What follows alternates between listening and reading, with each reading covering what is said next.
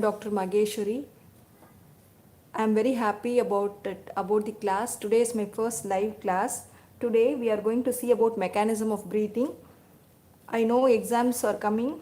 You are all preparing very well for the exams, but you have to understand the concepts as well as NCERT is very important. Each and every line in NCERT is important. Mechanism of breathing is a bit difficult to understand the concept as well as to memorize. So today I'll read along with you each and every line and I'll try to explain this which I have written already in the flowchart manner. So first we'll read the lines, okay, then I'll explain it here in the flowchart. So follow with me, we'll start it quickly without wasting any time. Mechanism of breathing. Breathing involves two stages, that is inspiration and expiration.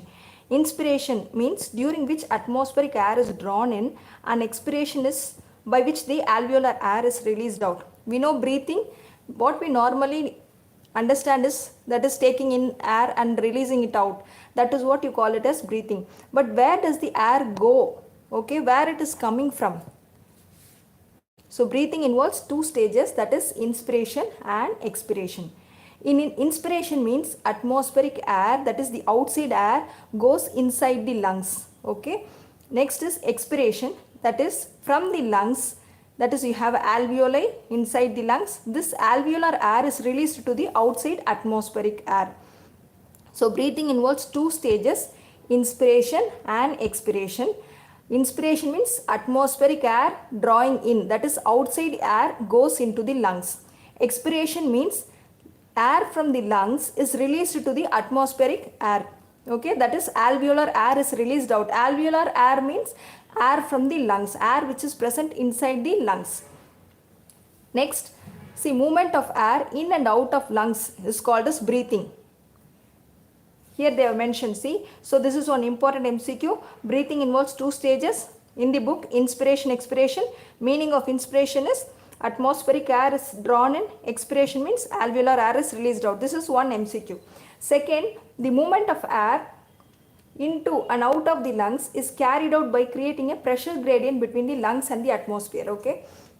So how does this happen? How does the movement of air happens? That is, as we said, air moves inside the lungs and it is coming out of the lungs. So how does this happen? What is the reason for this movement of air? It is caused by a physical phenomenon called as pressure gradient. Do you know what is the meaning of pressure gradient? Pressure gradient means, see, for example, always understand the concept, okay? Pressure gradient. What is the meaning of pressure gradient? See, take region 1, area 1 or area 2 or region 1 or region 2, okay? I'll call this area 1 as atmospheric air, that is the surrounding air. Okay, area 2 or the region 2 will be the lungs, region inside the lungs, place inside the lungs. You have air both in the atmosphere as well as in the lungs. Both the air will have a pressure. Okay, the atmospheric air will have some pressure. Lungs, the air inside the lungs will also have some pressure. So this pressure will exert a force, will cause a force, will have a force. So this difference in pressure, okay, there will be a difference in pressure in the atmospheric air as well as the air present in the lungs. So this difference in pressure will result in a force which causes the air to move from region of higher pressure to a region of lower pressure. Okay. For example, if the atmospheric air pressure is more and the pressure inside the lungs is less, okay, there will be a pressure difference. This pressure difference will develop a force and that force will push the air from the region of higher pressure area to the region of lower pressure area. Means the atmospheric air will rush into the lungs.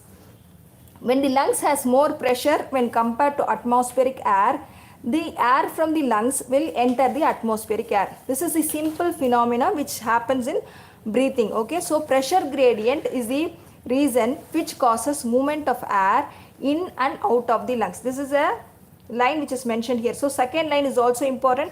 What is the movement? What is the cause for the movement of air in and out of the lungs? The answer is pressure gradient. So this pressure gradient is responsible for breathing, which has two stages, inspiration and expiration. This one is completed now. Now we'll see where is the pressure gradient between the lungs and the atmosphere. So now they have mentioned it here. The pressure gradient is present between the lungs and the atmosphere.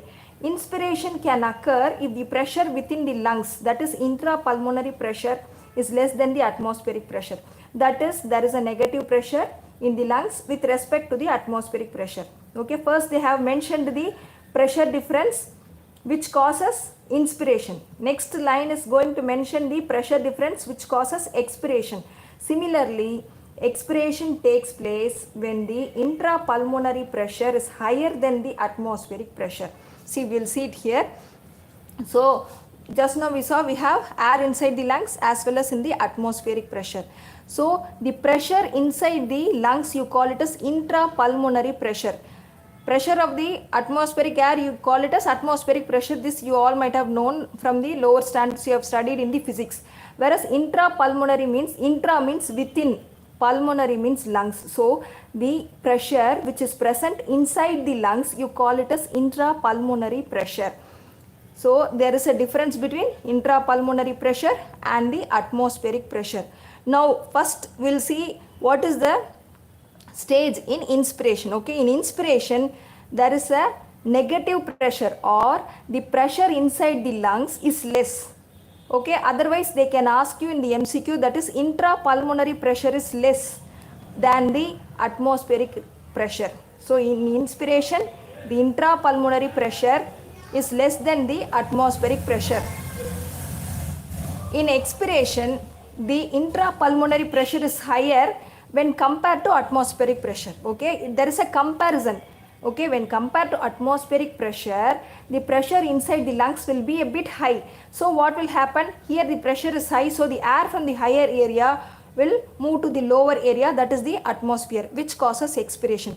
These are important points. Once again I will repeat. In inspiration, the intrapulmonary pressure is negative, which means it is less when compared to the atmospheric pressure. In expiration, the intrapulmonary pressure is high when compared to the atmospheric pressure. Okay, so now we have seen the pressure gradient is the reason for breathing. The pressure gradient is present between lungs and the atmosphere. In the inspiration, what happens to the pressure? Intrapulmonary pressure is negative.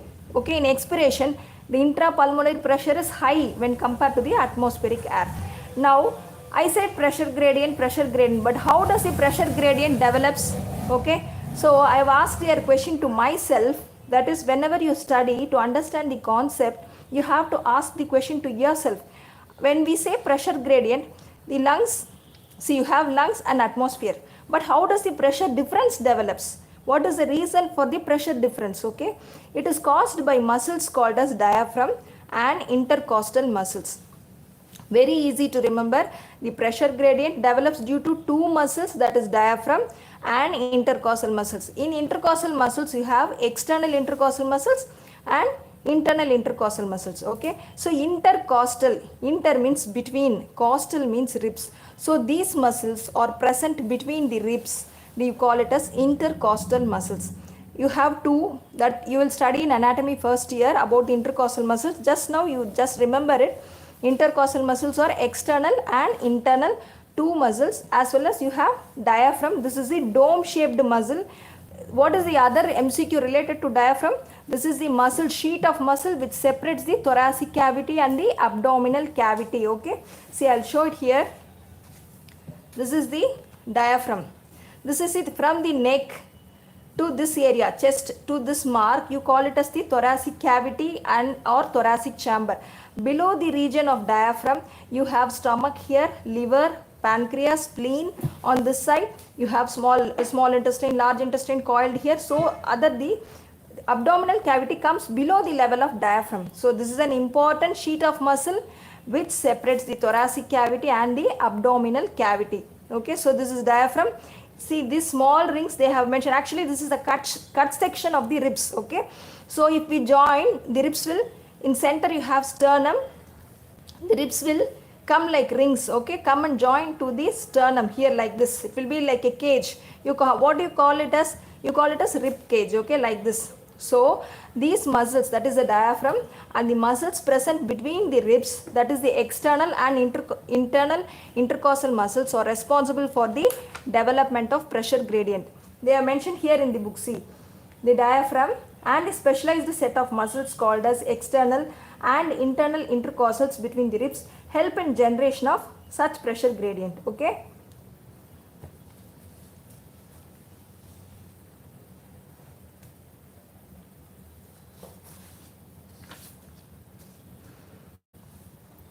Next, from this point I will explain. Now we have finished related to muscles. So how does these muscles, diaphragm and the intercostal muscles, help in the development of pressure gradient? First, you have diaphragm. We'll see what happens to diaphragm in inspiration and expiration. I have divided into two, okay. This is like paragraph you have to difficult, it is very difficult for you to study and remember. So we'll write it like this: in inspiration what happens to diaphragm, and in expiration what happens to diaphragm, okay. The diaphragm contracts, okay. Contracts means shortening, contracts means this, relaxation means opening, okay. So contraction means shortening of diaphragm, which causes the volume of thoracic chamber to increase, okay. So contraction of diaphragm increases the volume of thoracic chamber, which results in AP axis, anteroposterior axis, increase in AP axis, okay. Whereas in expiration there is relaxation of diaphragm.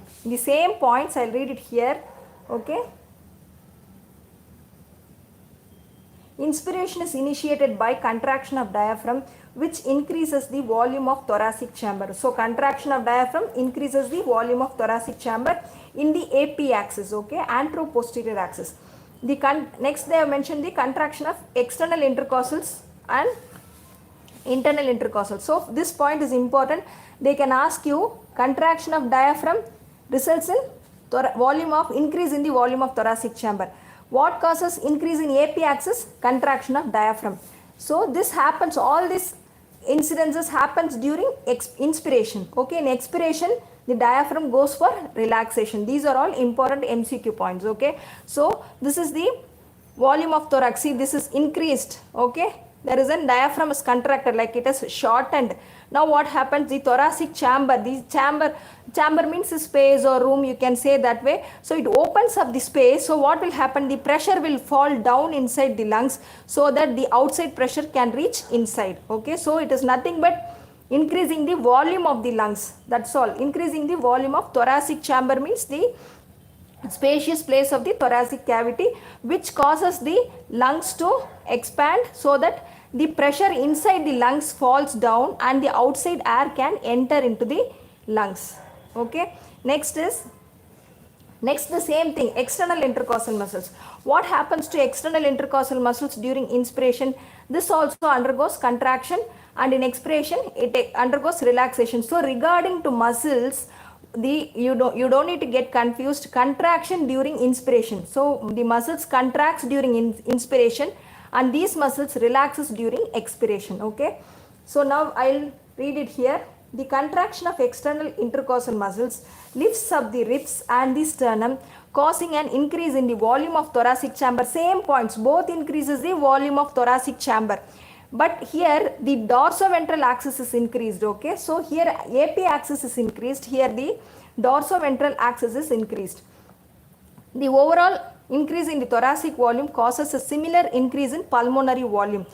Okay, thoracic means space, okay, the space where the lungs is present. Pulmonary volume means the volume of the lungs itself, okay. Pulmonary is the word related to lungs. So by increasing the thoracic volume, okay, the pulmonary volume also increases. An increase in pulmonary volume decreases the intrapulmonary pressure. So what happens if the lungs opens up? What happens? The intrapulmonary, we saw right now, right? The pressure inside the lung will decrease than the atmospheric pressure, which forces the air from outside to move into the lungs. See the arrow, direction of arrow was, see, air enters into the lungs here. Now can you see, when the muscle goes for relaxation, it pushes the lungs up, decreases the thoracic volume as well as the pulmonary volume. So what happens? The air is expelled out, okay. This is very simple. This is what happens in inspiration, expiration. Okay, so same points I'll explain it here. The external intercostal muscles undergoes contraction. Ribs and sternum is lifted up. Ribs means, see, the ribs front portion. These are the, I'll draw it here, okay. You have sternum in the center of the chest.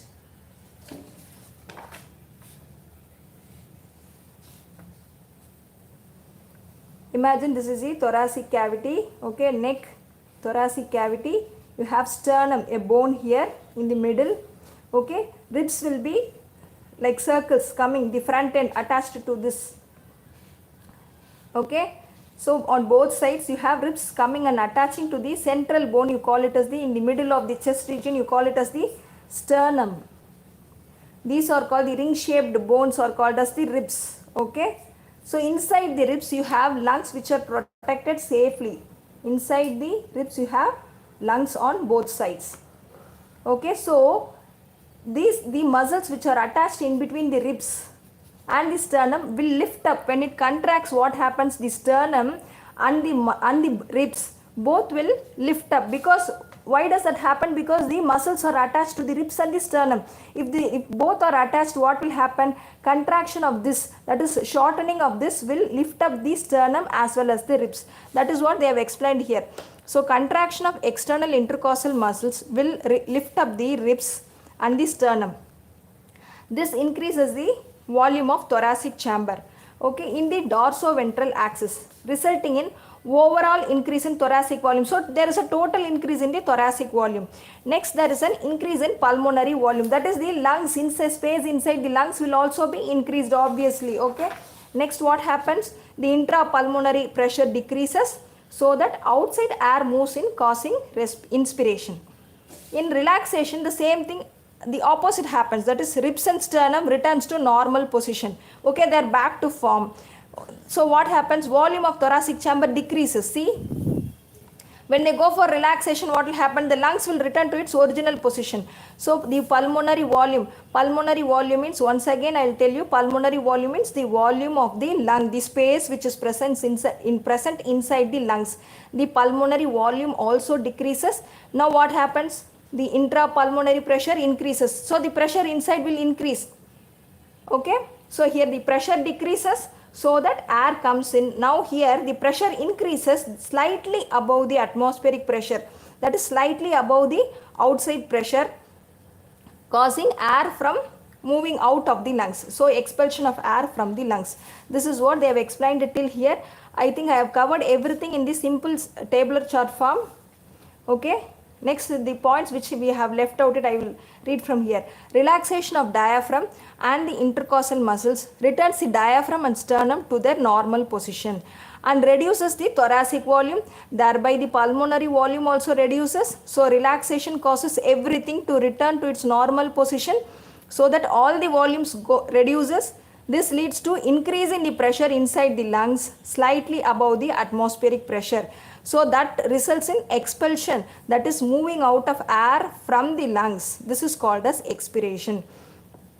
Now these are all the additional points that we have to read, okay. We have the ability to increase the strength of inspiration and expiration with the help of additional muscles of abdomen. This is, you call it as accessory muscles, okay. So accessory muscles which help in respiration. This is the important point. You have accessory muscles which are present in the abdomen to increase the strength of inspiration and expiration.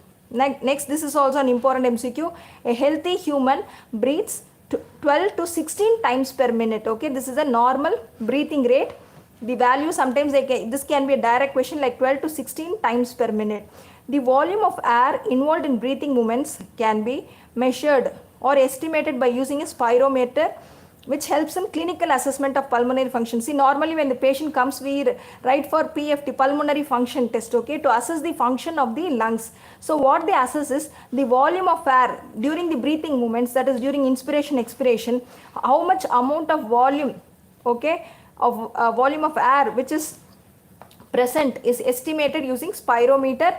This test is useful to assess the pulmonary function, that is the capacity or the stage of the lungs, whether it is healthy or in a diseased case. For example, asthmatic, under wheezing conditions. Okay, so all this pulmonary function test will help in assessing the volume of air involved in breathing movements. What is the thing which we use? We use spirometer.